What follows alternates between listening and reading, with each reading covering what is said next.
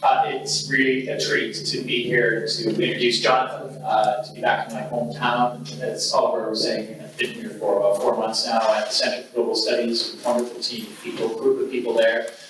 And in the last 3 or 4 days or so, we've had our research team that focuses on ideological change, the relationship between ideological change and conflict, meeting at the Center for Global Studies. This is a group that goes back now about half a dozen years, and we have large aspirations for work in the future. My working relationship with Jonathan now goes back, I think, to 2012, when we met at the University of Oxford. I was doing a presentation there, and subsequent to the presentation, I got these extraordinarily astute questions from somebody who was sitting right in front. And so we sat down afterwards, and Jonathan was finishing DPhil at Oxford at the time. And I was astonished by his insights at that point. And I also realized that we had there was deep resonance in our interests in the role of beliefs and values in violence. And that was the beginning of a wonderful working relationship. Jonathan has been intimately involved in the work of our Rapid Ideological Change project since then. It's a team that now encompasses around 15 to 20 people around the world in various capacities. And we think that we will make some significant advances in understanding how ideology is related to violence, and perhaps even significant advances in understanding how to resolve conflict that has a significant ideological component. So in that spirit, we're going to be in for a real treat this evening. I should say that theoretically and conceptually, I think Jonathan's work is at the very leading edge of thinking about the nature of ideology and social behavior, especially violent social behavior, the very leading edge in the world. He's one of the up-and-coming young scholars in the world in this field. So let me just read a little bit of biographical information. Jonathan is a political scientist in the Department of Politics and International Relations at the University of Oxford, where he is Departmental Lecturer in International Relations and a Research Associate at the Oxford Institute for Ethics, Law, and Armed Conflict. He completed his BA in War Studies and History at King's College London in 2008, and then completed his MPhil in Political Theory and his DPhil in Politics at the University of Oxford. His central research interest is the role of ideology in political violence and armed conflict, especially in mass killing of civilians, such as genocides, pogroms, ethnic cleansing, and terrorism. His work aims to produce a general cross-case account of how violence against civilians is made to look justified to those who in various ways perpetrate it. So I don't think there are probably many social scientists in the world who are working on something of greater import than Jonathan is right at the moment. And as I say, we're in for a real treat with his lecture this evening. Thank you, Jonathan. Thanks very much, Tad, for extremely generous words. And it's worth saying that I owe Tad a very strong debt of gratitude, because a lot of my thinking about this topic has been enormously shaped by my involvement with his group, both involved here and at the University of Waterloo. So to thank him, and also thank UVic and the Center for Global Studies and all of those involved today in setting up this talk. It's a real privilege to be here. It's always a privilege to talk to people about my work. I'm going to talk primarily today about the general role of ideology in violence and conflict in the world. But many of the themes that I want to talk about go a bit broader. Although there are particular dynamics to ideology's role in violent conflict, I believe that ideological polarization is a critical force in almost all political conflict worldwide right now, and that role is becoming clearer as time goes on. So hopefully some of the themes that I talk about today will have a broader resonance, not just to kind of the world's most troubled, violent hotspots, but also to some of the developments going on in politics here in Canada, in America, in Britain, in parts of the world that have long been thought to be the bastions of peace, democracy, order, and justice, where I think that kind of stability and prosperity is beginning to be threatened by ideological forces. So hopefully there will be some broader linkage that you might be able to make to my work in what I'm going to say today.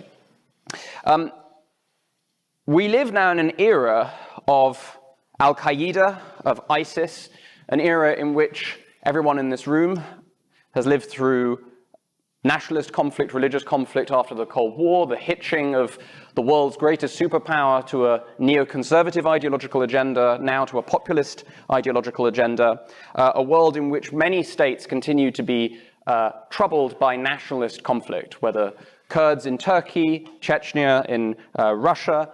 Many parts of the world see Islamist fundamentalism or various forms of sectarian conflicts justified in the name of religious or nationalist ideologies. In Syria, in Iraq, ongoing and increasingly troubled peace process in Colombia, trying to set that age-old conflict that still looks like a kind of Cold War conflict in many ways between left and right to a close.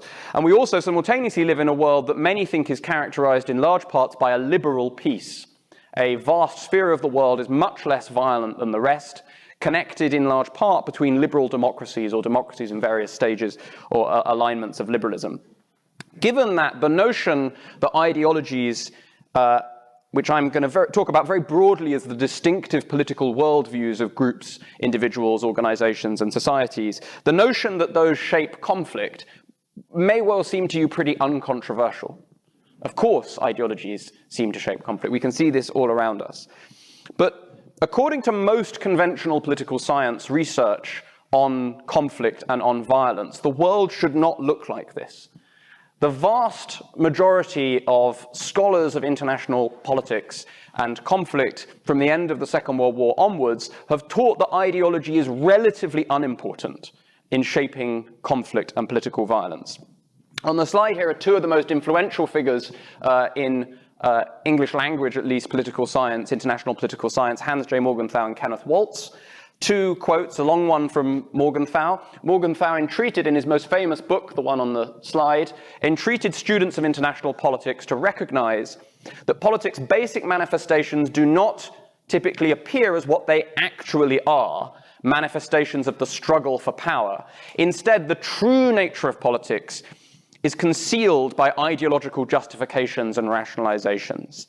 The ideological component of politics for Morgenthau is merely a pretext, a false front behind which the real driving force of conflict, the real driving force of politics, power, is concealed. So ideology is just a facade for Morgenthau. It sits on top, it disguises what's really going on in politics. It's not the central driver of conflict.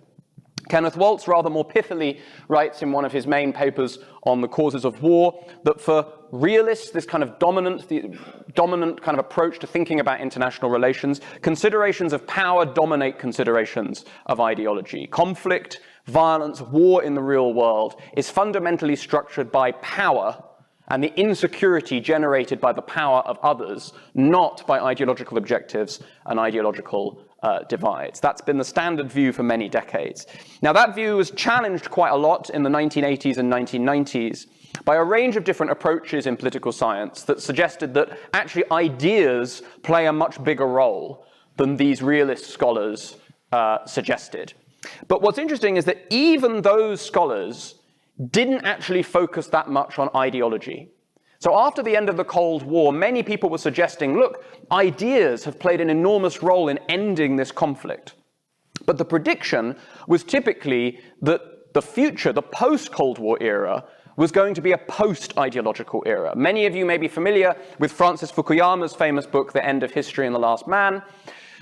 What Fukuyama argues in that book is not that all history is going to come to an end in the sense that time will stop passing or dates will stop happening. But what he did mean is that the fundamental ideological conflicts of past history were an end. Liberalism reigned triumphant and didn't face any more serious challenges. Other figures, Mary Caldor writes this very, very influential book, New and Old Wars. Samuel Huntington's famous book, The Clash of Civilizations. All of these theorists suggest that ideology is no longer a driving force of conflict. Instead, whilst ideas matter, it's identity and not ideology that is really going to drive conflict in the post-Cold War world. Now, from the perspective of 2018, most of these people were writing in the 1990s or 2000, 2001. This perspective, I think, looks increasingly misguided. I think these scholars were wrong. And in fact, it is now more common to hear scholars making statements like Robert Lieberman's quote on the slide, that in fact, ideology seems central to many of the most important transformations that go on in contemporary international politics. No one would suggest that ideologies are all that matters.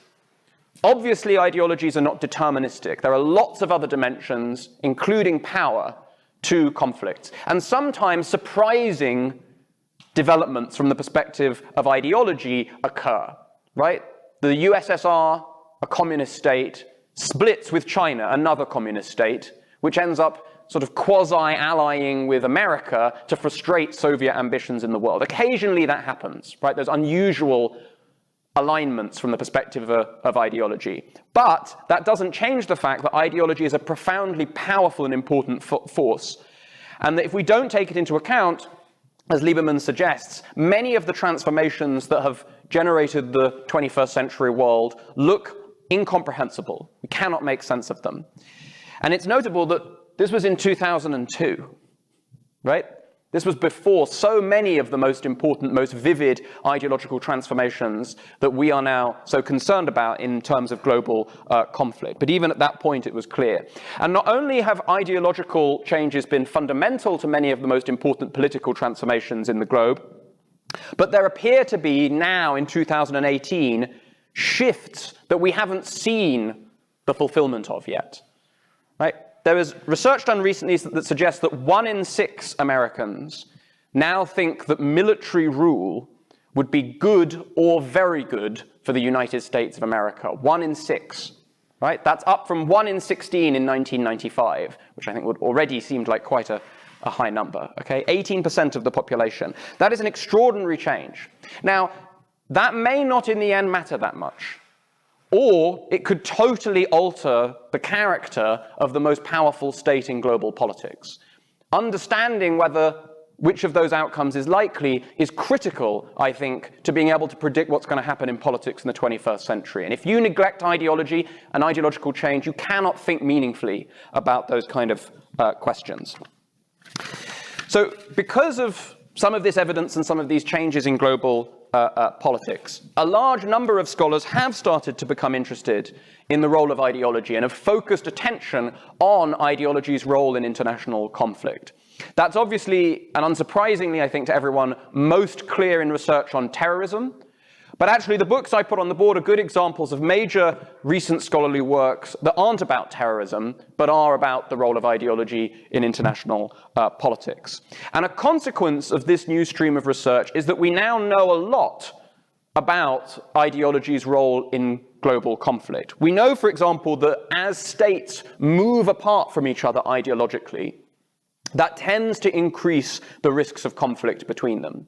And indeed, sometimes the kind of puzzling cases that I mentioned a minute ago, take the USSR and China, for example, those cases that superficially look like they violate ideological patterns, actually often do have roots in ideological changes within those states. So the book on the left, Mark Hass's excellent book, The Ideological Origins of Great Power Politics, what Hass argues in that book is that actually, far from being an example of ideology not mattering, China under Mao and the Soviet Union split, initially under Khrushchev, later under Brezhnev, split in large part because of ideological changes within those two states. So as the Soviet Union was de-Stalinizing its version of communism, that threatened important elements of the ideological foundations of the Maoist Chinese state. And that created a lot of friction between the states. So we know that these kind of increasing ideological distances are often risky. We also know that different kinds of violent groups will vary in their behavior according to their ideological character in important ways. Ignore the interesting looking map of Argentina for a minute and focus on the graph on the left. This is research by Victor Assel and Karl Riethmeyer on the question they wanted to ask is, how can we predict how violent a terrorist organization will be? How many people they will kill? Now, very unsurprisingly, one of the key variables that they find that shapes that is the variable on the x-axis, the organization size. The bigger an organization, the more people it's able to kill, right? That's pretty obvious. But what they find interestingly is that the other main factor that determines how many people a terrorist organization will kill is the ideology of that organization. The top line that shows top line of ideology of organizations that is the most violent at every stage of organizational size is terrorist organizations, or represents terrorist organizations that combine religious and ethno-nationalist ideologies. They tend to be the most violent terrorist organizations. By contrast, some of the lines at the bottom, left-wing terrorist organizations, for example, in the period under study, are vastly less violent, irrespective of their size, compared to those religious ethno-nationalist organizations. What's not on the chart are environmentalist terrorist organizations, which do exist. And the reason why they're not on the chart is because environmentalist terrorists killed no one in the period under the study of this paper. Okay? So the ideology of a terrorist organization makes a big difference to how violent it is in international politics. We also know that ideologies often affect not just how a particular regime or a particular terrorist organization or a particular armed faction behaves. It often shapes variation within a conflict or within the violence committed by a regime or a group or an organization. So the map on the right of Argentina, this is a map of killings by Argentinian security forces during the Dirty War, Argentina's horrific phase of repression by a very anti-communist right-wing government between 1975 and 1981. It's a research by a scholar called Adam Sharp. And what Sharp shows is that there is strong regional variation in how violent state security forces were in Argentina.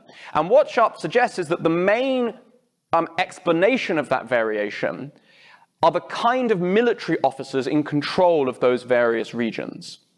Basically, in regions where the military officers come from branches of the military which tend to be more liberal, you see much lower levels of violence. Where they come from parts of the military that tended to be much more strongly anti-communist, far more right-wing, you get much higher levels of violence. So you get this internal variation shaped by the specific ideologies of different officers within the state security, the state terror apparatus.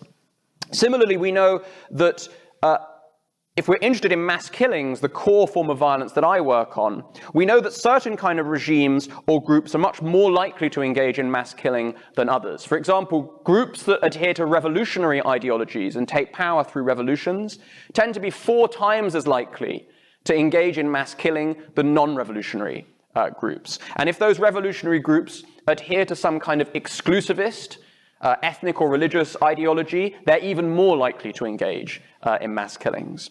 So there's been a lot of research. We've learned a lot about the way in which ideologies shape and encourage conflict and violence and the levels of violence in different kind of contexts.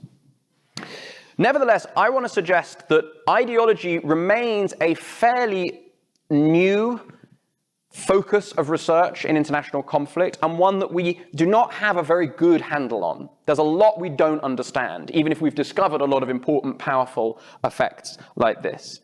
And in the rest of the talk, I want to talk about 2 fundamental puzzles, which I think existing work on ideology in world violence and conflict have not managed to address, okay? The first of these puzzles is what I call the macromicro paradox, very jargony word for what hopefully, when I explain it, will seem like a fairly intuitive problem. So I've just given some examples of how ideologies appear to structure patterns in conflict. We might call those macro-level patterns, okay? When conflicts occur and when they don't, or where violence occurs and where it doesn't. In other words, it looks like the ideologies correlate in some way with the violence. The problem is we also know that at the micro level, when we look at individuals in those conflicts, they often don't actually appear to be that ideological. They don't look like the kinds of people that we would expect to be heavily influenced by ideologies. So take, for example, Syria. The Syrian civil war at a surface level looks like a conflict highly motivated by religious and ethnic ideologies. It's divided between Sunni, Shia, and Alawite groups. It's pretty brutal. There's a lot of very radical organizations involved. And yet most of our research suggests that when you go down to the level of ordinary perpetrators, ordinary participants in that conflict, these look very unlike your classic stereotype of the kind of ideologue, the true believer full of deep convictions in the political purposes of the Sunni or the Shia or the Alawite cause. Similarly, if you look at a lot of genocides or mass killings, again, my kind of core area of research, the Rwandan genocide, for example, was justified by the regime in this most unbelievably brutal ideological terms, right? Absolute hatred of the Tutsi by this Hutu power group. Yet most people who have done research on Rwanda suggest that ordinary perpetrators do not look like fanatical believers in that ideology. It does not seem, they often look motivated by much, much more everyday, prosaic concerns, right? Self-interest, fear of the coercion from the state, petty local rivalries and local politics. They don't look like ideological fanatics. If you look at an organization like ISIS, or indeed any terrorist organization, these organizations have manifest ideological goals driving them forward. And yet most research on the ordinary members of those terrorist organizations, again, does not make them look like ideological fanatics. Indeed, often they have very, very poor understanding of the detailed ideology of the organizations that they have joined and fight for and die for. So this is what I call the macromicro paradox. We see apparently big ideological effects, but yet the individuals who ultimately create those effects often don't look like the stereotypical ideologues we would expect them to. That's the macro-micro paradox. And I suggest that existing work does not provide us yet with a very satisfying answer or solution to that paradox. The second puzzle is the rapidity with which ideology seems to change in a lot of conflicts, right? It's all very well thinking, okay, people are motivated in some way by ideology. But anyone I've ever met does not change their mind very often. Don't know about you, okay? Their ideologies are pretty stable. Indeed, for many people, what they would say is that the defining feature of ideologies is that they're relatively stable, right? If one day I'm a liberal and the next day I'm a conservative and the next day I'm a populist and the next day I'm an environmentalist, do I really have an ideology in any meaningful sense? Most people would say not. But most ordinary people aren't like that. There is some stability in their attitudes and their political beliefs over time. So consequently, why do we suddenly, almost overnight, seem to get dramatic changes in the ideological texture or fabric or landscape of a society? Right? Take Yugoslavia in the 1990s, okay? It is not the case, and it is widely understood now not to be the case, that Yugoslavia was this kind of powder keg of ethnic tension throughout the 20th century. The Serbs and Croats and Bosnians always hated each other, and it was just Tito kind of keeping it all under wraps. And then as soon as Tito dies, hooray, everyone can suddenly engage in all of this violent ethnic hatred that they've always been wanting. No one thinks that anymore. In fact, very, very detailed polling from the 1980s, after Tito had died, shows very strong support amongst ordinary Yugoslavian citizens for Yugoslavian national identity, for a joint solidaristic identity. And it shows pretty weak support for ethnic nationalism or a sense of ethnic identities. And we see this in conflicts all over the globe. We get these big, dramatic conflicts of religious divides or ethnic divides, and consistently, not in every single case, but very often, the research suggests that actually on the ground, ordinary people did not really care that much about these divides, at least not until the conflict had already got going. So why do you get that change? Why, in the space of 5 years, can a country that's been communist in Yugoslavia, or communist for 45 years, Yugoslavia for a little bit longer, suddenly collapse into a state apparently riven by ethnic nationalism and a hatred between different groups? How does that happen, in historical terms, almost overnight? Similarly, how can it be that in 1985, no one in the Western world, or I suspect in the Soviet Union, can even conceive of the idea that the USSR would collapse, this bastion, this central figure of communism in the globe. 5 years later, communism is functionally dead in almost all world societies and world conflicts. How can that happen so rapidly in historical terms? How can it be the case that an organization like the European Union can see one of its strongest members, its most powerful and important states that has so consistently not only been eager to join the European Union, but been one of the main actors in driving the European Union's strength in the world and its expansion into Eastern Europe, the country that somewhat unfortunately perhaps I come from. How can it see in a few years attitudes towards immigration and attitudes towards the European Union completely transform? So much so that people will take a course that many individuals, almost all the expert advisors and communities suggested would be ruinous for Britain. How can they take that decision to then leave the European Union? How do we get this kind of rapid ideological change? Again, I don't think we have very, very good answers to this question. So the main point in the remainder of my talk is to try not to provide definitive answers, but to sketch a different way of thinking about ideology that makes those two puzzles less puzzling, that provides some ways of answering them. And to do that, I want to talk about two essential questions. First of all, how is it that ideologies actually shape behavior in the first place? And secondly, why does radicalization or other forms of radical change in ideologies that lead to conflict occur? So let's deal with this first question first. How do ideologies actually shape behavior? You would think this would be a pretty fundamental question to anyone doing research on ideology. And yet I want to suggest that most social science has a pretty hazy answer to this question. What is typically assumed is what I'm going to call the true believer model. Okay? The idea here is that ideologies matter in the main because there are a lot of people who really believe in them. Right? Ideologies are important or not insofar as individuals possess strong political convictions in that ideology. This is a very, very common view, although it's a view that actually tends to encourage skepticism about the role of ideology, for precisely the reasons that I was just talking about a few minutes ago. A lot of works on conflict by senior leading scholars will say, look, ideology, we find, isn't actually that important, because when we look at ordinary participants in the conflict, they don't look like these true believers. Right? That rests on an assumption that the main way in which ideology would matter would be through people like this, right? Through people with strong convictions in the ideology. And the other kind of corollary assumption that goes along with that is not only that ideologies mainly shape behavior through strong convictions, but they mainly do so by providing the core motives by which people act, right? Ideologies matter when individuals are motivated by ideological aims or objectives to engage in conflict. That's what an ideological conflict is. So goes this common model. I want to suggest that this is a fundamentally incorrect way to think about ideology's impact in the world.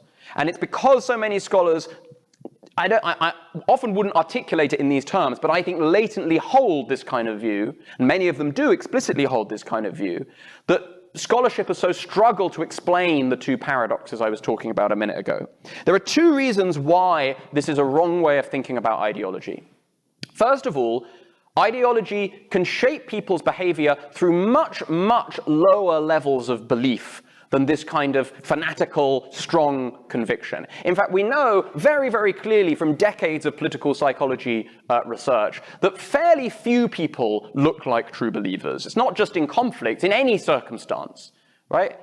We all probably know a few people that we really would think of as, wow, yeah, they are really a leftist ideologue or a conservative ideologue, right? But I would guess that most of you know relatively few people like that. It's a minority. Yet it is clearly the case that almost everyone we know carries some influence by various ideologies, right? They're influenced to some degree by liberal attitudes or liberal ideas or conservative ideas or social democratic ideas. They have views about politics that they care about, if they engage in politics at all. Some people have no interest. But if they have any interest, they usually have some kind of stable views. They're not this kind of chaotic creature from one moment to the next. And that should guide us in the direction of thinking, well, probably most of the time, for most people, ideologies don't operate through these incredibly strong explicit convictions, but through much more limited, selective, mixed, hybrid forms of influence. People sincerely accept elements of ideologies, but they reject others. They tentatively take assumptions on board, they kind of adopt a frame or a value, but it's not a deep, unalterable, unshakable conviction. It can, however, still shape their behavior in important ways. And the second reason why the true believer model is wrong, I'm going to suggest, is that sometimes ideologies shape people's behavior even when those people don't believe in the ideology at all. They have no meaningful level of belief. And yet for some reason, hopefully a reason I'm going to be able to explain, they nevertheless behave in ways that accord with the ideology. So I want to suggest that we need to replace the true believer model, or latent model, with a very different kind of model of how ideologies shape behavior, which I call the dual causality model. Again, somewhat, I'm an academic, so I have to choose these bits of jargon. The dual causality model suggests that there are in fact two main ways, and two quite distinct ways, in which ideologies shape behavior. The first way is through what we might call internalized ideological pressure. So this is the bit that's closest to the true believer model, right? Essentially, a lot of people are affected in their behavior by ideological material that they do internalize. Ideas, claims, values, frameworks, principles, etc., etc. Crucially, though, I emphasize that that does not necessarily mean they have deep convictions in those ideas. As I say, they may have taken them on pretty selectively, or tentatively, or even unconsciously, and yet they still shape the way in which those people behave. Take, for example, anti-immigration sentiments in Europe. Now, anti-immigration sentiments in Europe are largely propagated or pushed forwards by a relatively identifiable set of right-wing parties and right-wing media organizations. But a very, very wide number of people who are not strong supporters of those parties have nevertheless come to accept various claims about immigration that make it seem like a hostile, dangerous force. Right? You don't need to be a deep ideological true believer to be affected by some of those ideas. So one way in which ideology matters is that it does get internalized to some degree or another, and that shapes our behavior. But there is another way in which ideology shapes our behavior, which is what I call structural ideological pressure. And the best way of expressing this is that ideologies, as well as being internalized in people's minds, also get embedded in social norms and institutions and organizations. And individuals in the world are not merely guided by their own internalized ideological views. They also look to the social structure, i.e., they look to the apparent ideologies of other people, the apparent ideological norms in their society, the ideological orientations of key organizations and institutions. And all of those various social entities that they perceive create various ideological pressures on them. Here's a really good example for seeing how powerful that pressure can be. Everyone, pretty much, almost every scholar or journalist or person who lived in the Soviet Union at the time, accepts that in the early 1980s, by the early 1980s, almost no one in the Soviet Union really believed, really accepted orthodox official state communism as it was articulated by major state organizations, right? Almost nobody. Not only hardly any of the national population, but actually hardly any of the communist leaders themselves accepted this orthodox ideology anymore. They might accept some elements of communism still, but not the official state line.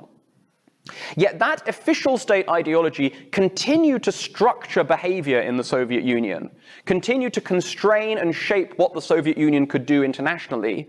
For example, it made it incredibly difficult for the Soviet Union to get out of Afghanistan because of the enormous damage this would do to the Soviet Union's credibility as a communist superpower if it was to abandon its kind of puppet communist government in Afghanistan. It shaped the Soviet Union's behavior in very, very powerful ways.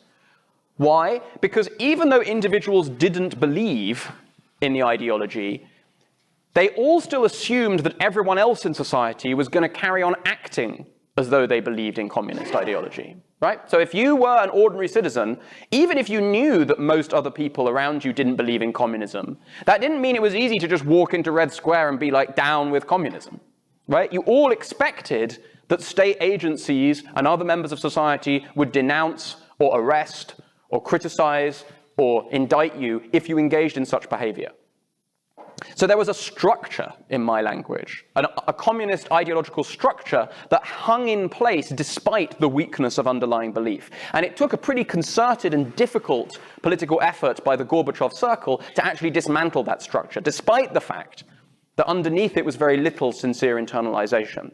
Now, what does tend to happen in such circumstances is that when the structure does start to get chipped away at, because there's no real deep belief underlying it, there comes a point where suddenly that effect snowballs. And people start to question, well, Is anyone going to carry on behaving according to this communist ideology? Are state police troopers going to come out onto Red Square and stop me if I protest? Are other people going to stay at home rather than coming out on the street? And once more and more and more people start to ask those questions, the structure can collapse very, very rapidly, because it's not deep beliefs that are changing. It's people's expectations about each other's behavior that's changing, right? So both of these mechanisms matter enormously in shaping what goes on in conflicts. And often individuals may comply with an ideology. An ideology may be essential for explaining how they behave, even when they don't really believe in it, or when they might have very limited degrees of belief in it.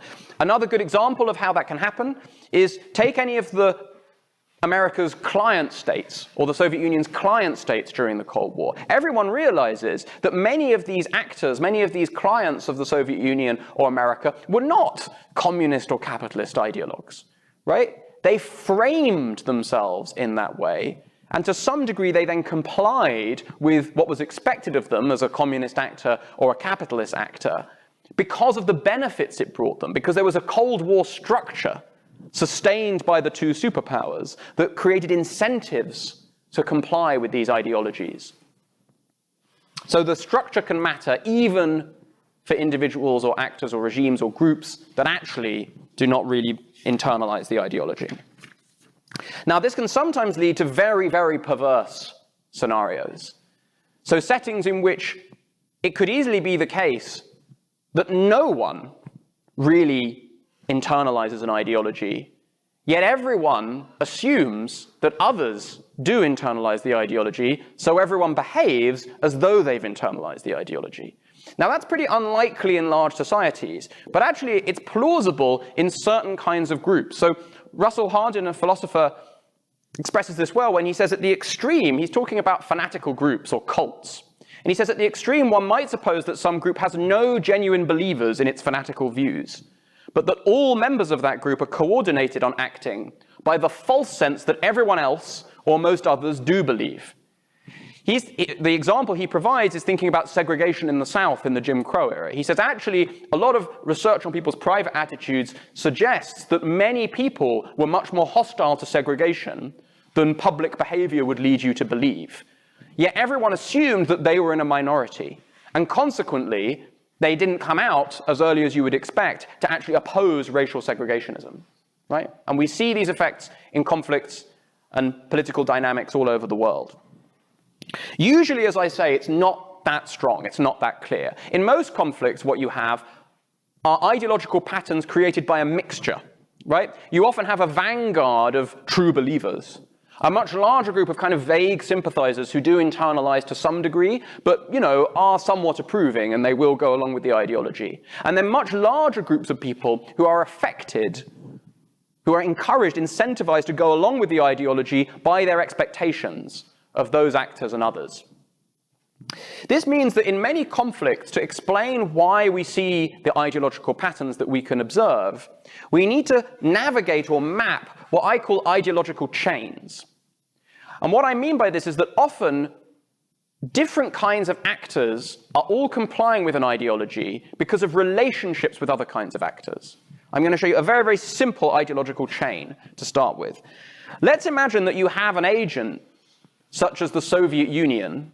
Let's talk about the 1960s now, where the Soviet Union really is a communist state, and its leaders, represented by the green circle on the left, are believers in communist ideology. Because they're powerful, because they can distribute a lot of benefits and impose a lot of costs on other actors, the existence of these genuine communist believers creates a structural incentive for other actors who aren't communist to act as ideological opportunists, right? They frame themselves as communists in order to get benefits from those who really believe in communism. Here's another example. Take Milosevic in Yugoslavia in the early 1990s, right? Many, many people think that Milosevic was not really a bona fide nationalist. Most people, most scholars have portrayed him as an opportunist. And he goes to Kosovo fields in, the late 1980s, where there is considerable nationalist tension between Serbs and ethnic Albanians. He gives this famous speech, which he says, "No one will dare to beat you again." And overnight, he becomes a nationalist. This is the story most people give. Now, this story is a bit too crude, but let's stick with it for the moment. What people are essentially saying there, I want to argue, is that there were large numbers of genuine nationalist believers, the circle on the left, which created this incentive for someone like Milosevic to become a nationalist opportunist. And Milosevic then engages in a lot of genuine nationalist policies and behavior because of this relationship to certain people who really believed in nationalism, right? That's the simplest kind of ideological chain. Most conflicts, however, have much more complex ideological chains underpinning the observable patterns that we see. So we could imagine, for example, thinking about Cold War clients of America in the mid-Cold War, according to this chain. Still quite a simple chain, but stick with it. So let's imagine that you've got various deeply, deeply anti-communist groups in America in the late 1940s and early 1950s, right? These are the believers in the blue circle on the far left.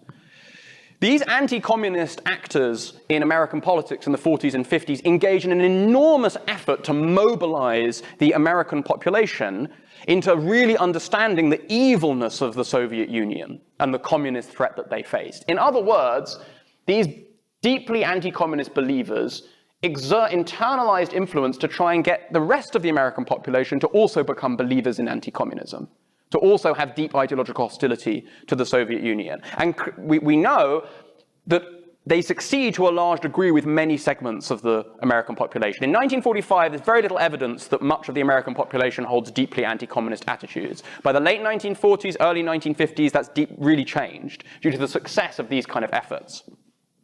Now, once you have large sections of the American population who believe in anti-communism, even if American leaders actually do not care that much whether the Soviet Union is communist or not, they really just oppose them on grounds of power, because they're another Soviet Union, say, because they're another superpower, say. Those electoral forces in American politics create enormous incentives on American leaders to act as anti-communist opportunists, i.e., American leaders are going to find it very, very difficult to set out a moderate line about the Soviet Union because of these immense pressures to behave as strong anti-communists.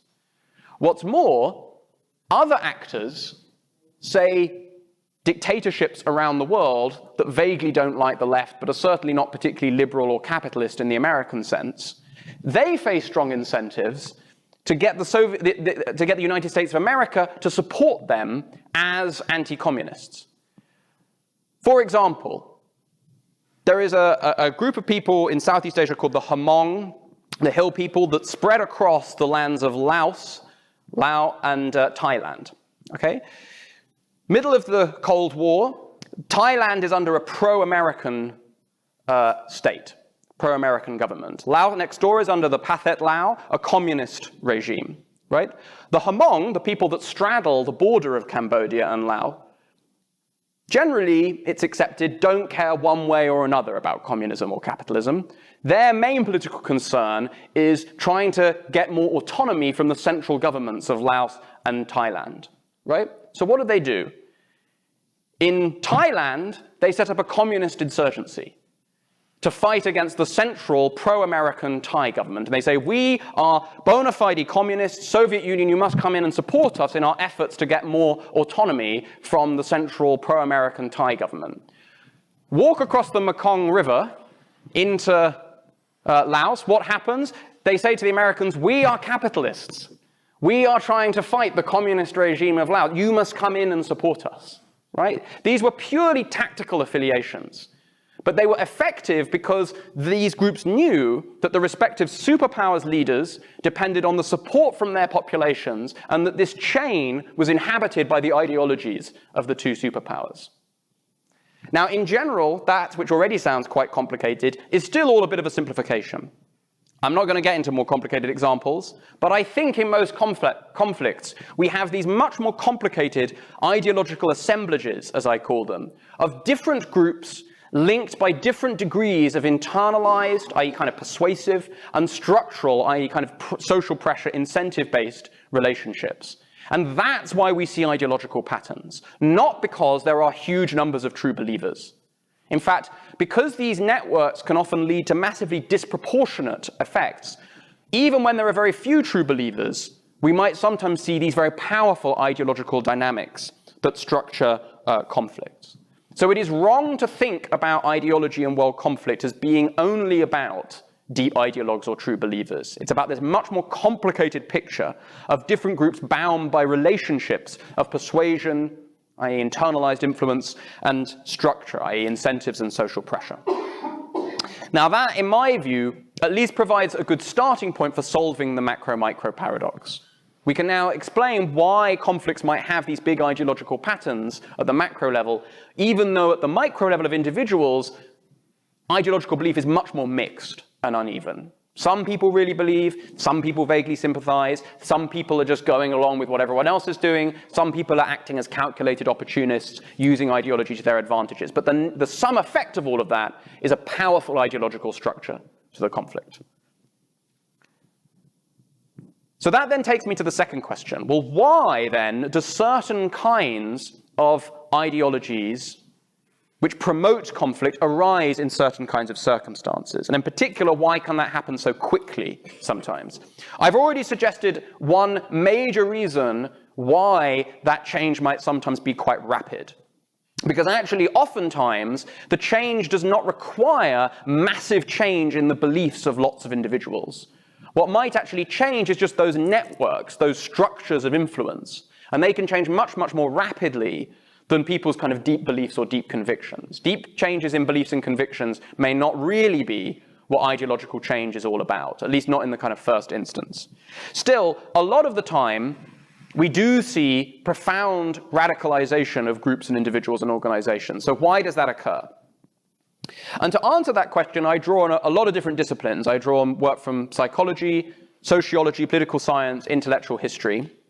And I'm not going to give you a complete theory, which would take certainly a lot longer than a talk, probably 5 or 6 books. I'm working on the first. So we're getting going. But before I get into the question of why do ideologies radicalize, I think we need to ask a subsidiary question first. What does that radicalization really involve? In other words, what is actually extreme or dangerous or radical about the kind of ideologies that promote conflict and violence? Well, here again, there's a standard view that I think is wrong. And because I'm a bit of an insurgent myself, to express that standard view, I'm going to use my own government, Her Majesty's government's Counter-Extremism Strategy 2015, which defines extremism as the vocal or active opposition to our fundamental values.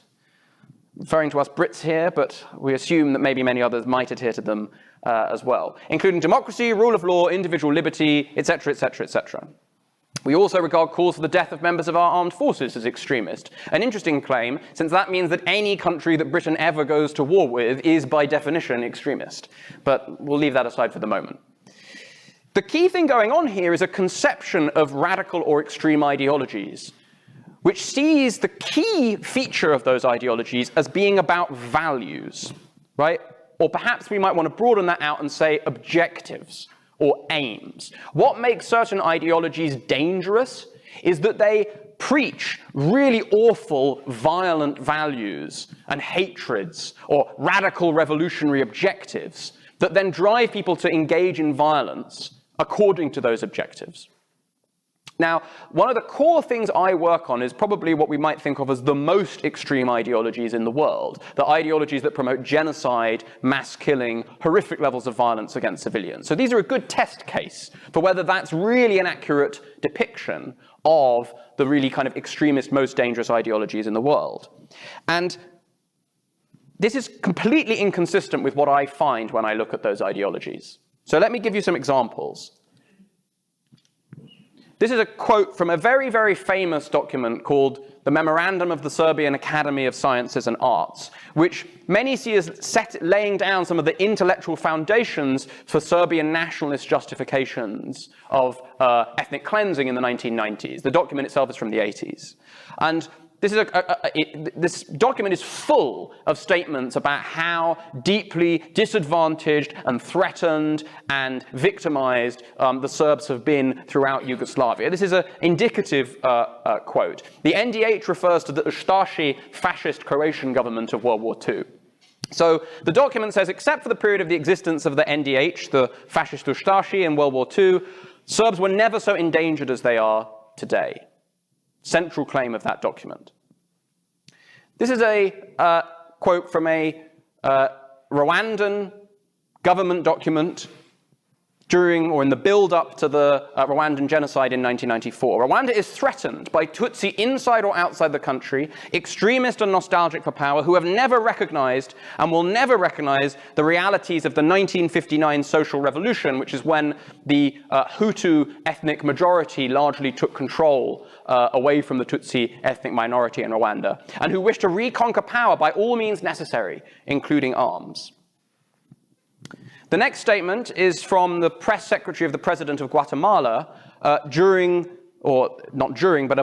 the mass killings of indigenous Mayans during the Guatemalan Civil War. Okay, so he's talking about why the government, the army, felt necessary to kill huge numbers of civilians in trying to defeat this guerrilla insurgency that the government was facing. And he says, the guerrillas won over many Indian collaborators. Therefore, the Indians were subversives. And how do you fight subversion? You had to kill them because they were collaborating with subversion. And human rights advocates would say you're massacring innocent people, but they weren't innocent. They had sold out to subversion, i.e. they were supporting the guerrillas that threatened the state. What you see in all three of these examples are justifications of violence which do not rest, I want to argue, on radical values. In fact, the values in play here are incredibly familiar to all of us. They are arguments about threat, right? We are in danger and we have to use violence to defend ourselves. Or they're claims about guilt. These people have done crimes and we need to punish them, or we are justified in using violence against them to punish them. They use claims about necessity. We have to do this. There is no alternative to engaging in this form of violence to defeat such a dangerous threat. These are not radical values. They're normal values, values all of us recognize, to some degree might endorse. What is radical about these statements is that those relatively conventional familiar values are coupled to extreme statements of threat, right? Extreme claims about the dangers presented by or the crimes committed by entire groups of people. And similarly, the last quote I'm going to put on the board, on the slide, which is not by directly by participants themselves, but by a researcher, a guy called Scott Atran, who's one of the people who did direct work on people joining ISIS.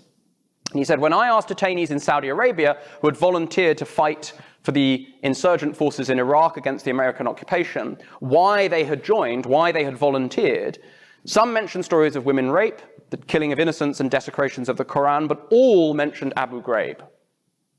Now, Abu Ghraib shot the consciences of the world. Right? All of us, I would hope, in this room were pretty shocked by Abu Ghraib. That is not expressing a radical value. It might link it to a radical action.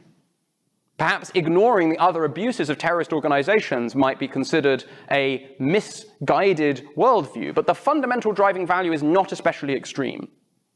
And this should really affect the way we think about radicalization. Radicalization, sudden ideological change that promotes conflict, is not generally about people becoming adherents to bizarre values. It's usually about relatively conventional values that get coupled to intense perceptions of threat. And those perceptions of threat are often what the ideology really changes, right? What it really intensifies. So that then takes us to the question of, okay, well, why do these certain very, very ideologically radical assertions of threat succeed? And what most scholars will tell you is they succeed because they are accurate. Right? This is what I call the materialist assumption. People's views of other groups as threatening reflects the fact that those groups really are threatening. Right? This is the standard view of most conflict theory. Right? Concentrations of power, concentrations of military resources threaten other states, and those states need to act to counteract those threats. Or groups are genuinely victimized by a government in various intense ways, and they mobilize to resist that victimization. Now, often that's true, but in a huge range of cases, it isn't true. or the perceptions that groups have of the threat posed to them by other groups or the guilt of other groups in certain forms of crime is actually fictitious or enormously exaggerated, particularly in the kind of violence I'm most interested in, the really extreme cases like genocide and mass killing. Those are hardly ever responses to really existing threat. They're responses to ideological constructions of threat. But that's not that surprising, because most social and political psychology takes a very dim view of the idea that people generally accurately perceive the world around them. Whatever the material objective reality is, that's what people will perceive. We fully know that that is not the case. And one of the reasons why it's not the case is because in politics, in modern societies, people can perceive very little of reality directly, right? There's very little about a conflict or the terrorist threat or the danger of the insurgency in the mountains that you or I as an ordinary citizen can perceive for ourselves. We depend entirely, or almost entirely, on information that is transmitted to us by intermediaries, by the media in the most literal and broad sense of that term. Consequently, I didn't want that to come out in paragraphs, consequently, as the sociologist Michael Bauman puts it, since almost all of our knowledge is acquired not by our own research, by our own experience, but by relying on information from others, the quality of our beliefs depends on what he calls the quality of collective knowledge acquisition. Put in slightly more ordinary terms, the quality of our beliefs about the world is going to depend on how good the sources we rely on are. It has very little to do with our own intelligence, or our own curiosity, or our own critical thinking. And the consequence of this is that the likely perceptions, the likely ideological notions that people are going to treat as plausible is going to depend enormously on their positions in social networks, the social networks that provide them with their information, social networks like the one on the slide. This is a slightly inaccurate social network to offer, because this is actually a map of dating relationships in a US high school, but I thought it gave a good impression of a social network. Now, the problem is that in many conflicts, these kind of social networks adopt a particular kind of familiar structure. And that structure looks a bit more like this. This is a diagram which shows retweets on Twitter of the hashtag GOP, i.e. Republican Party in America hashtag. And what the diagram shows is that the vast majority of Twitter conversation about the Republican Party is going on in two almost entirely separate conversations. You can see in the very middle of the diagram some lines crossing between some nodes on the two sides, but the overwhelming majority go on in these two completely separate groups. And that means that if you're in a position in one of these groups, you see very little of the information that's circulating in the community on the other side. And indeed, if you're in certain particular positions, like imagine this little sort of branch of the galaxy down here at the bottom of the slide. If you're down there, you are entirely dependent for your view of the world about a lot of issues on these couple of key nodes that connect you back to the main body and that are a million miles away in social network terms from the entirely separate group over here. Put in much more simple terms, it is very easy in conflict, when social networks get organized like this, for two groups to live inside different imagined realities, different worlds. What they perceive as the world is fundamentally different. So if you're Serbs over here, compared to Croatians over here, it doesn't matter how unradical you are, or how little you were concerned about nationalist sentiments in the late 1980s. You've been placed in a position where your information about the conflict that is emerging between your two groups come from completely different conversations. And consequently, it's likely to look very plausible to some individuals in this conversation that they are being victimized and they are trying to engage in their best efforts to address the causes of the conflict and to make peace, while the other side is being ruinous at every opportunity. And for the other group to have exactly the opposite perspective, or you could say exactly the same perspective about their own group. Okay? So this makes it more plausible to understand why groups can engage from fairly similar starting points in radical polarization into different conflict-producing views, particularly when they are guided by media organizations that have very little interest in presenting accurate views. That's not why most media organizations exist. In fact, there are often strong incentives for media organizations, even in the most competitive markets in the freest societies, to promote extremely violence-promoting, conflict-promoting ideas that may bear very little resemblance to reality, as with some of the lovely examples here from my own country. We should hardly be surprised that some individuals, although fortunately in most free and open societies a minority, being fed this image of the world, resort to violence, as many right-wing terrorists in Western democracies do. Okay, how am I doing for that? 3 minutes more? Would that be okay? Yep. So that's the social networks that sustain these ideas. The final things I want to talk about are a couple of further impulses that make it easier for people to get attracted to these conflict-promoting ideas in certain circumstances.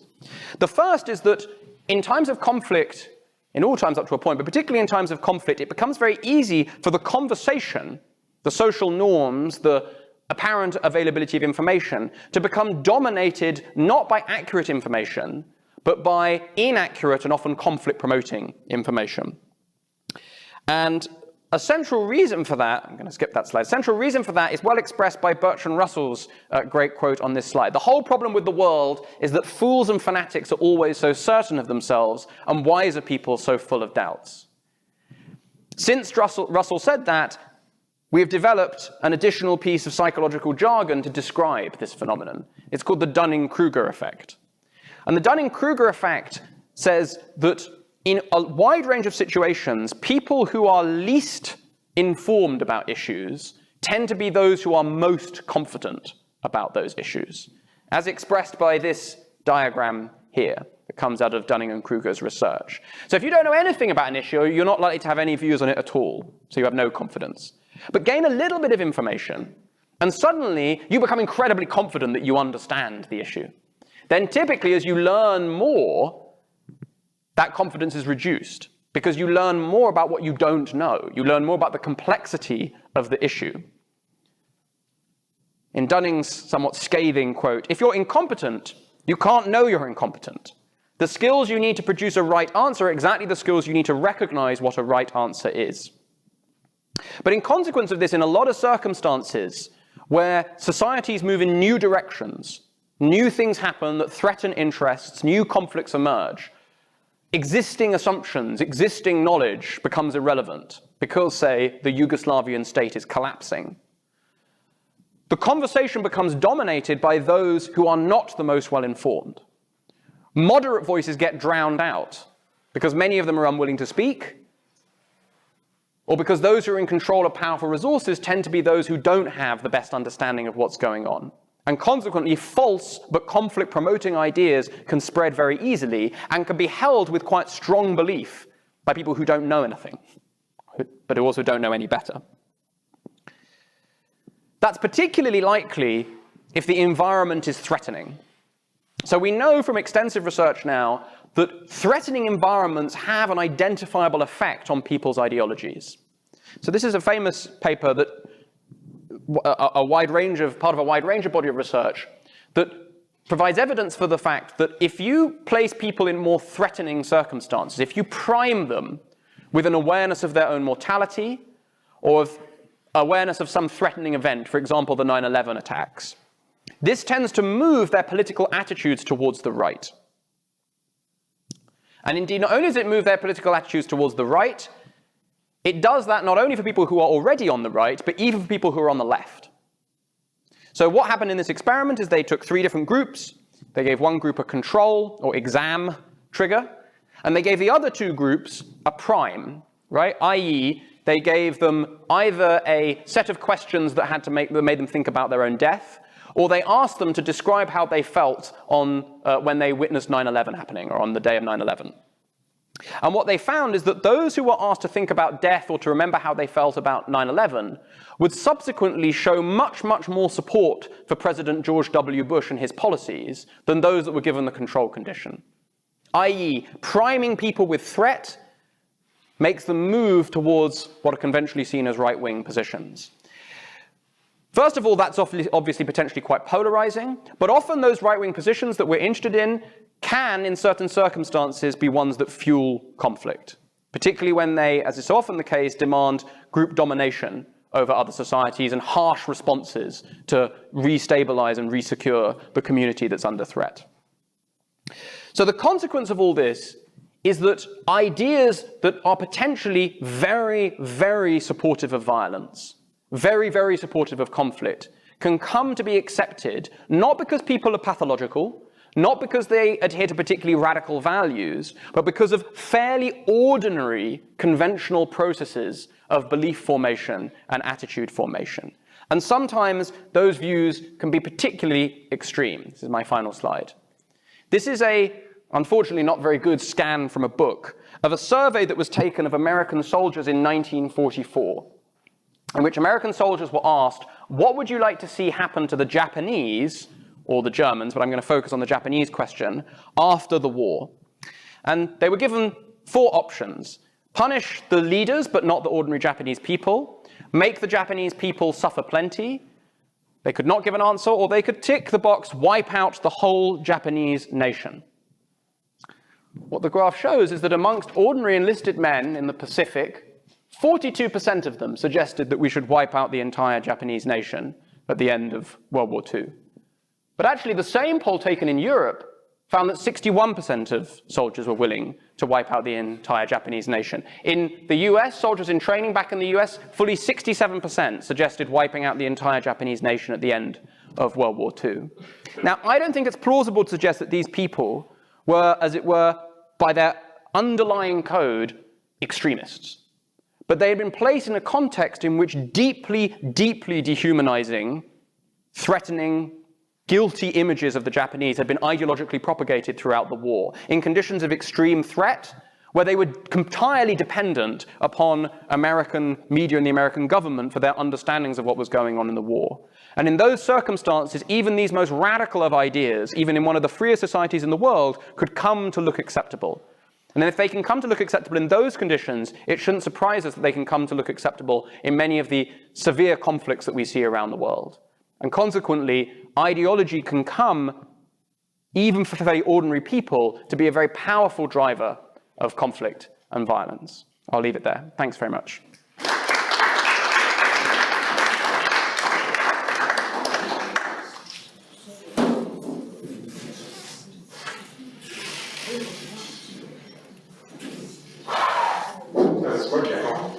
Thank you, Jonathan. That was fabulous. Quite a treat. I'm happy we recorded this, but this recording brings me to a quick announcement that you will also be on camera if you have a question. And actually, we would need some consent forms, right? For those who raise questions. Sorry, we're living in a very legalistic environment. All right. I signed a consent form, so I'll ask the first question. Are there any questions so we get the forms to you right now? Jonathan has made it possible for us to put this online by willing to be recorded. And you are not signing your life away, I promise. So, first question. Jonathan, if you can go back to your last slide, I do have a quick question about that one because I was surprised by it.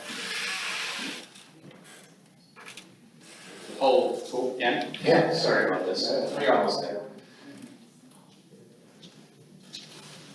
So I'm very struck by the fact that Europe, the responses in Europe and the US were more radical, more extreme than in the Pacific. So is the suggestion that the enlisted men in the Pacific actually had some direct experience outside the media networks and therefore were less radical? Yeah, it's a great question.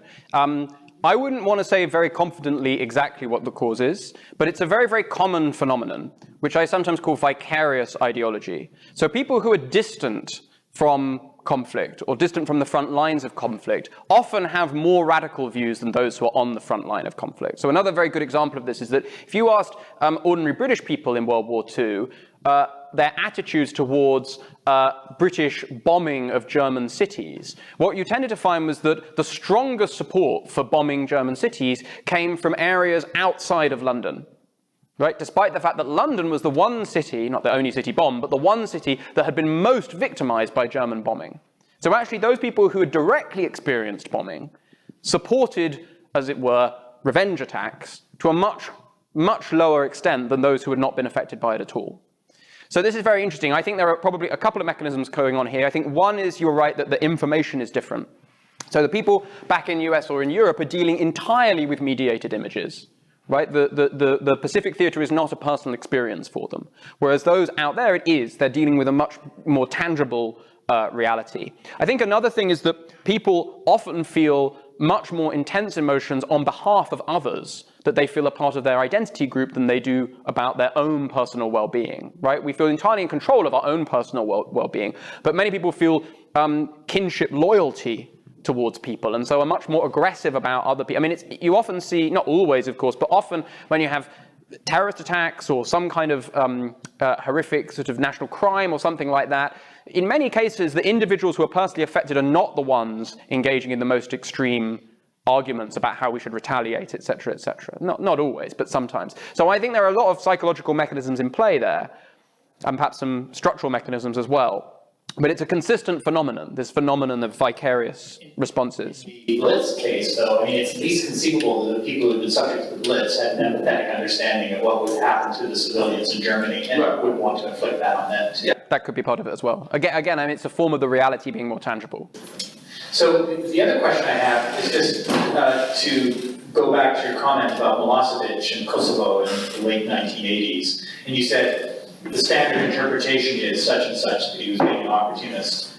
And you implied that that wasn't a fully unpacked explanation, or there was more to the story. So given everything you said here, and you sort of touched on it a little bit, but I'm curious as to what your more sophisticated interpretation of Milosevic's behavior is. And especially because you raised this very important point that Yugoslavia had a strong identity. I can remember that.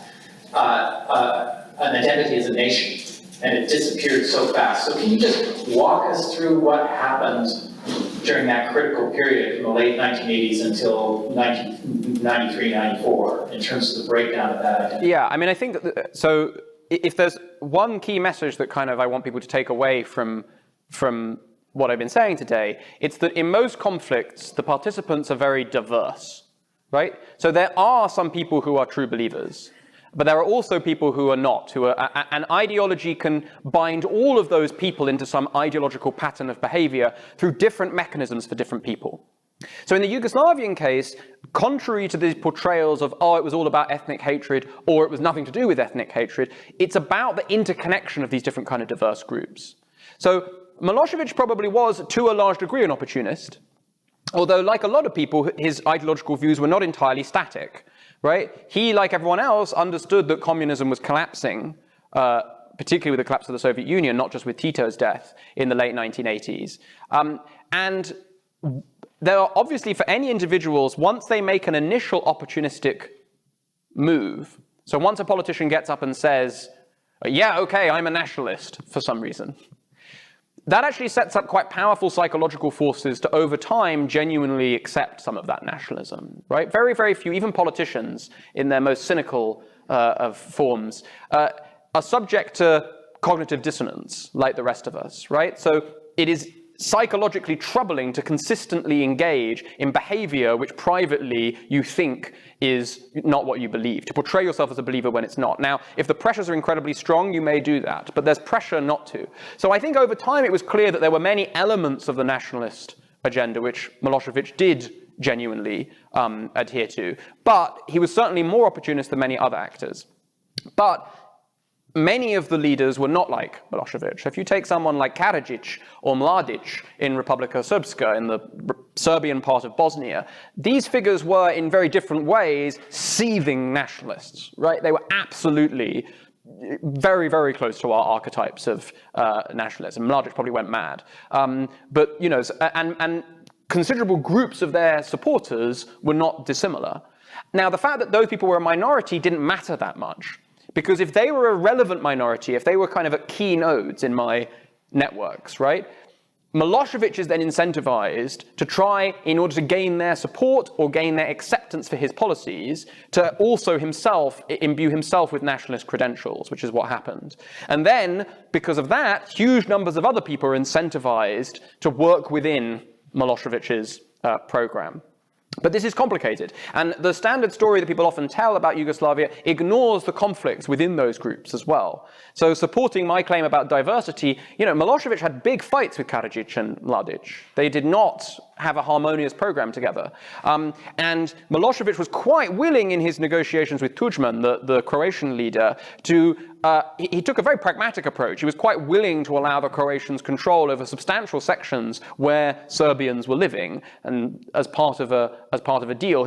But at the same time, he had an overriding objective, which was to maximize what he thought were claims of Serbian territory that he would be able to get international and local support for, right? And that's partly for opportunistic reasons, and it's partly for power reasons. And I think it's, there is a blend of nationalist reasons in there as well. Now, telling that whole story is probably going to take me too much time, but that's what I would roughly see. The one other element that's very interesting in Yugoslavia, which I also think is important to mention, is that often groups in conflict engage in reciprocal radicalization, right? So I was in Bosnia because my partner, Helena, does research on Bosnia. We were there a month ago, 5 weeks ago. And one of the things that was interesting when you talk to people who live in Bosnia, Serbians or Bosnians, is they often say to you, well, we actually didn't hear that much from the Serbian propaganda machine, right? But we could see what the Bosnians were saying in their propaganda and how much they said that we were all engaging in abuses and crimes. And so it was clear to us that they were going to come and get us, right? So that the nationalists on each side radicalize each other's communities by their claims, right? So again, these complicated relationships and networks that really underlie the observable ideological effects in the conflict. Good.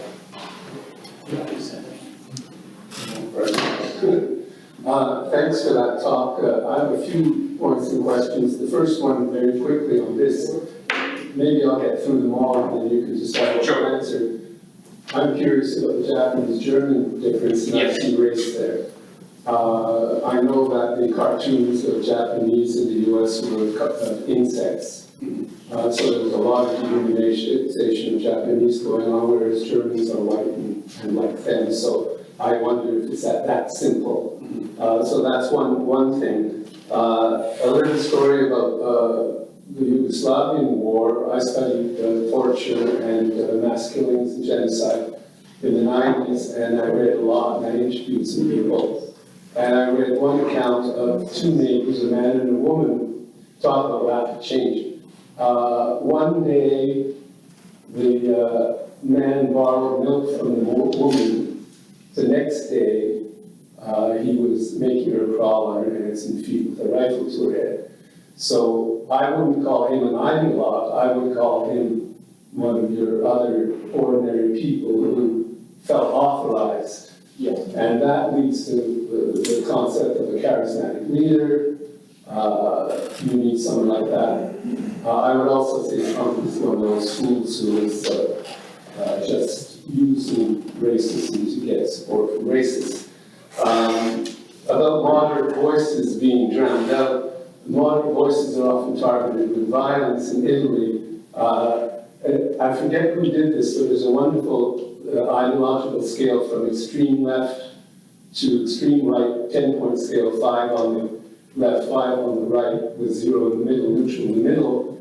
And the hostility from left to right, say 3 on the left to 3 on the right, is much less than the hostility from 3 on the left to 2 on the left. Yeah, right.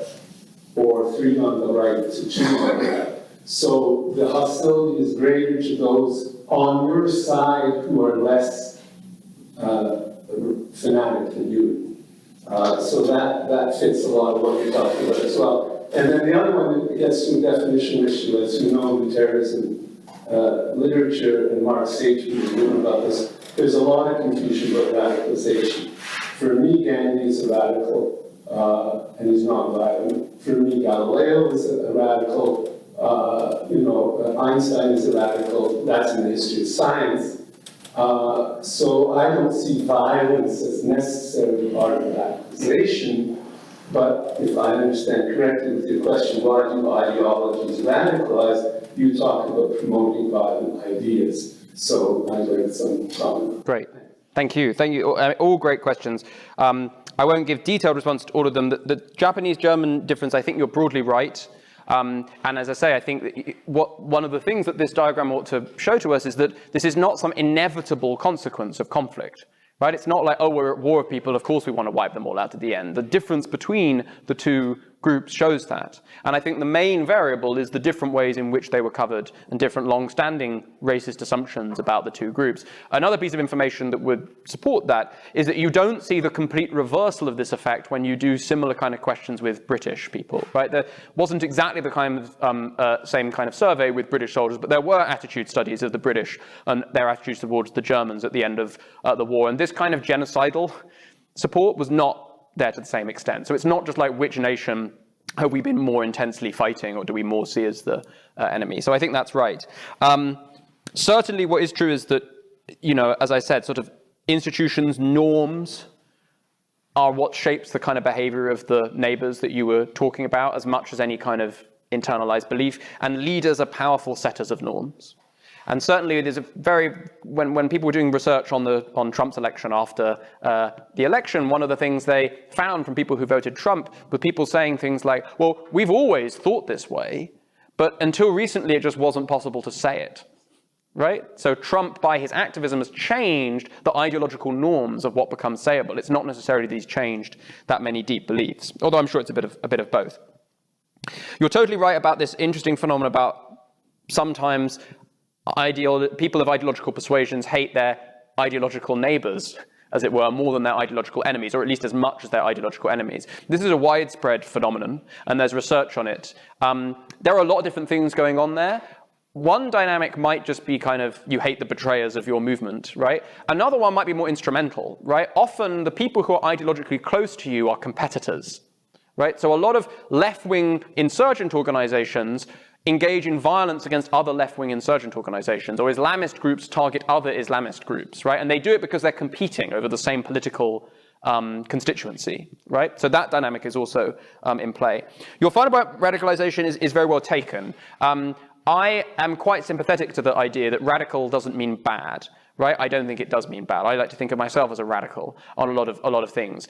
I mainly use that word in the context of research on mass killing, where the ideological justifications, although I do strongly want to argue tend to be rooted in conventional values, obviously take those conventional values to very, very radical actions. And in that context, so if you want to think about it this way, it's that vector of radicalization that I'm talking about. There might be other positive vectors. Some people use the phrase radicalization too high.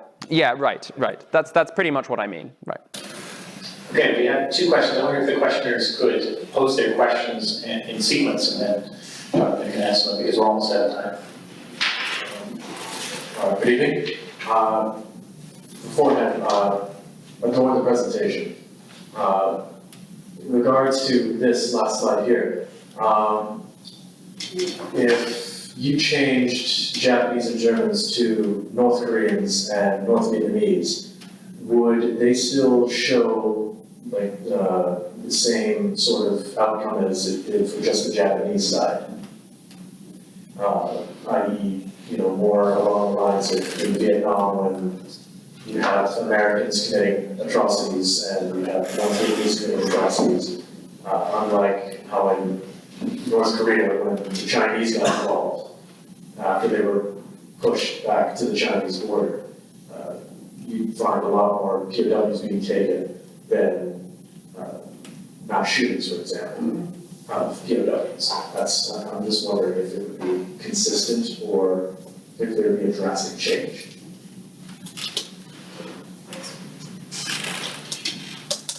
Hey, just first a quick comment on this, since this is getting so much, I don't want to get too distracted by it, but at that point in time, the largest subset of ethnic Americans, which are, there are more Germans in America than in the United States, I should say, than there are German descent in America. So that sort of shaped this a little more. Yeah, but I back on that contention that race probably is the biggest factor.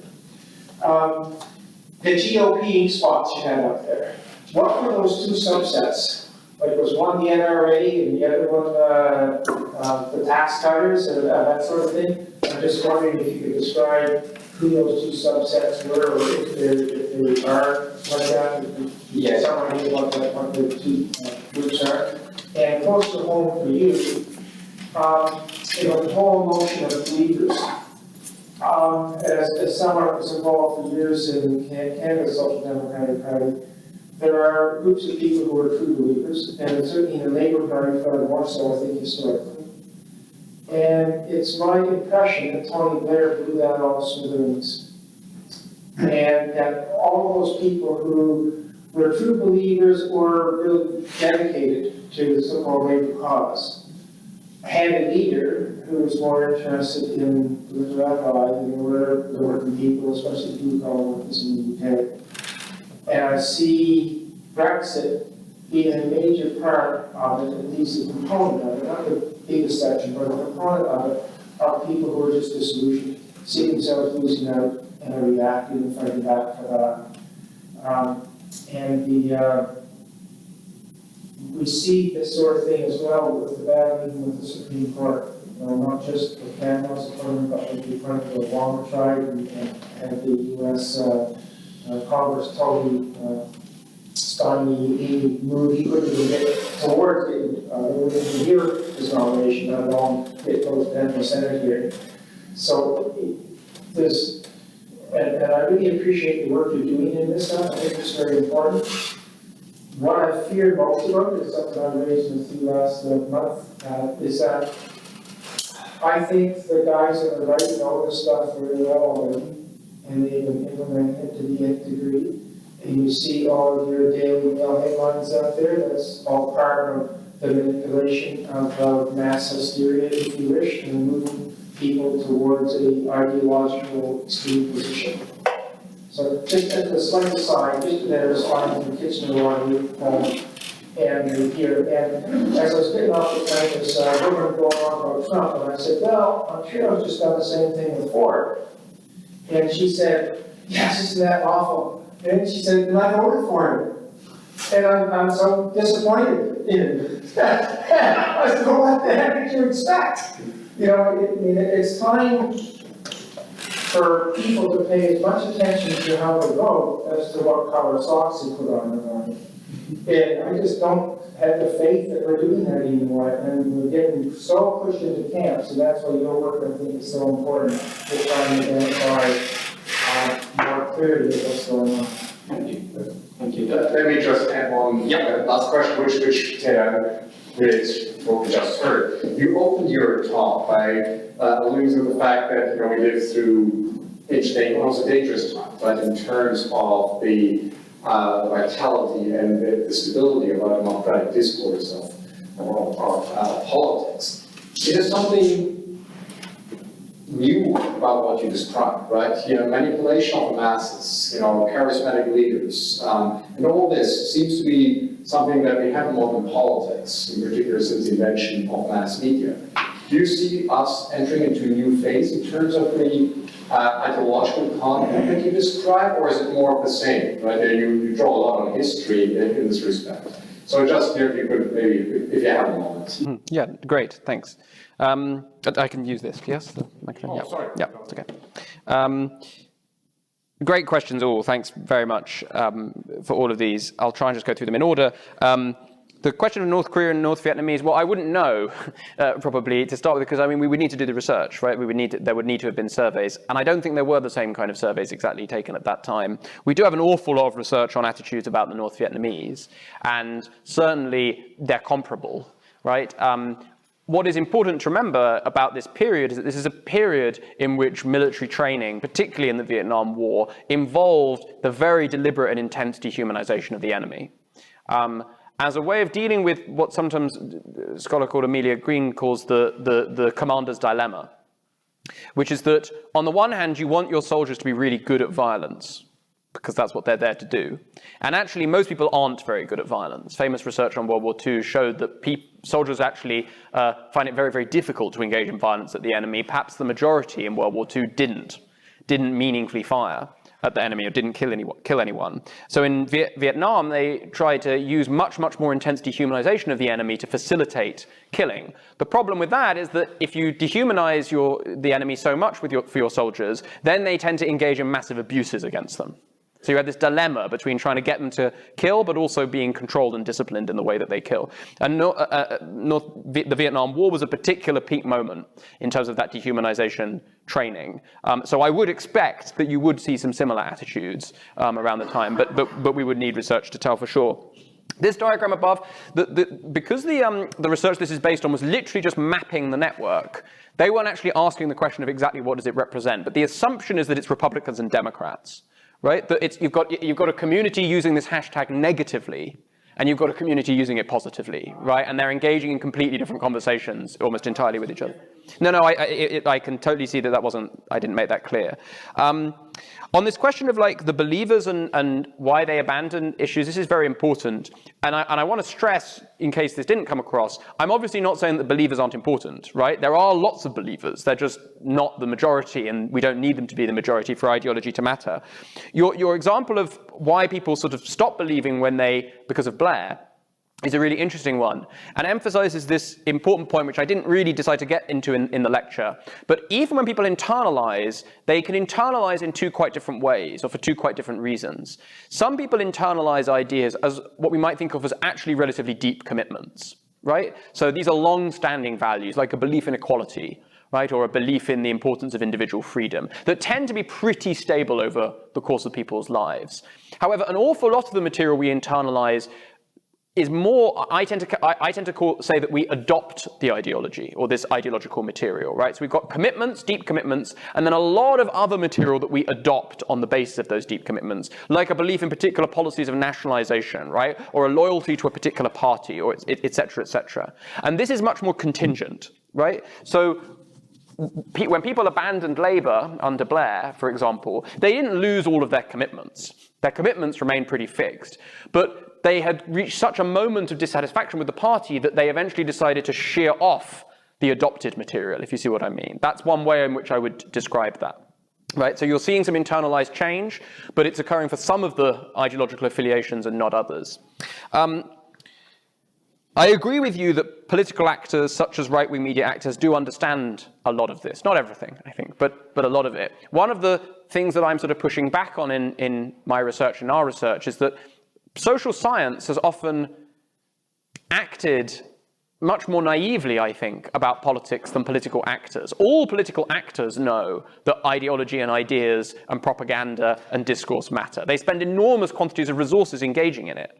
But in the drive for fairly simple predictive models, social scientists have often decided to ignore that dimension of politics. And increasingly, I think we're becoming aware that that's a problem. So we're bringing social science up to the level of understanding, or up to to accept the ideas that many practitioners of politics are aware of. And your anecdote reminded me of, there's a famous quote by Schumpeter, right? I forget I'm not going to get it word perfect, but he says something like, in the realm of politics, people descend to imbecility that they would instantly recognize in any other walk of life, right? So, you know, they treat politics like this mad little game as though they're children. In, you know, football or their work or their everyday life, they're sophisticates. Right? But in politics, they sink down to a different level. Finally, is this new? Much of it, obviously not. But the increasing complexity of social networks and social organization means that some of the dynamics I'm talking about are reaching new orders of intensity. Right? So in very, very early stage societies, you would get very little of what I'm describing about. You get violence for other reasons, but you get very little of what I'm describing. Because frankly, in a very, very early society, everyone in principle can verify all the politics of the community for themselves. We can all go and see whether the immigration ditch has collapsed or not, right? As societies have become more complex and more distant, this reliance on ideology, on assumptions, on pre-existing beliefs, on information you get from others is intensified. And increasingly in our modern world, we're seeing it become increasingly polarized for a large number of reasons as well. Just before we finish, much of what I've had to say, including that, is very depressing. So I did want to end on a note of optimism. Because one very, very important message from what I've been saying today is that none of this stuff is inevitable. right? It's not just a simple consequence of underlying social changes that we have no control over. Actually, agency and activism are incredibly important in the story that I'm telling, right? How do particular media organizations, or particular leaders of parties, or particular leaders of local social organizations and movements behave? We all depend on them for much of our information. How critical do we think about the ideas that we're given? How do we talk and engage with others? These are the forces and questions that drive the kind of social dynamics that I'm talking about. So that ought to be a cause for hope as well as concern, right? This is rooted in human decisions and fairly ordinary process of human belief formation. And we can choose to tackle a lot of these problems if we want to. Okay.